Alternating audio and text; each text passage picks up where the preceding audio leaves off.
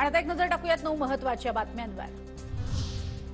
रामटेकच्या जागेवरून शिंदे गट आणि भाजपमध्ये रस्सीखेच। रामटेकची जागा भाजपला मिळावी ही माझी मागणी। भाजपचे नागपूर ग्रामीण अध्यक्ष सुधाकर कोहळे यांची प्रतिक्रिया।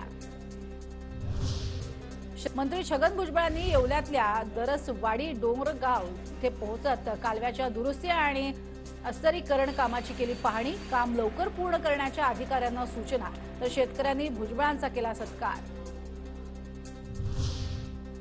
युनेस्कोच्या जागतिक वारसा स्थळांमध्ये महाराष्ट्राच्या 5 स्थळांचा समावेश। एलोरा, एलिफंटा, अजंठा लेण्यांसह पश्चिम घाट आणि छत्रपती शिवाजी महाराज टर्मिनसचा समावेश। राम मंदिराच्या प्राणप्रतिष्ठा सोहळ्यासाठी अयोध्येत आजपासून धार्मिक विधी। श्रीरामाच्या मूर्तीची 18 जानेवारीला गाभाऱ्यात स्थापना। 20 आणि 21 जानेवारीला सर्वसामान्य भाविकांसाठी दर्शन बंद राहणार। अयोध्येत पारा 8 अंशांपर्यंत घसरला। सर्वत्र दाट धुकं पसरल्यानं दृश्यमानताही कमी। रामभक्तांमध्ये थंडीतही मात्र उत्साहाचं वातावरण।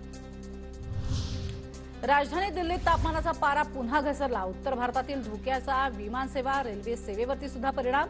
आज पहाटेपासूनची 15 पेक्षा जास्त विमान उड्डाणं उशिरानं। अनेक रेल्वे गाड्या 3 ते 4 तास उशिरानं।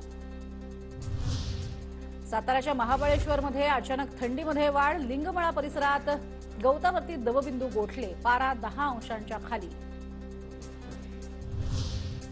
मुंबईसह उपनगरात थंडीच्या कडाक्यात वाढ। मुंबईचा पारा 4 अंश सेल्सिअसनं घसरला। धुळक्यामुळे प्रदूषणात सुद्धा वाढ। नागरिकांना काळजी घेण्याचं आवाहन।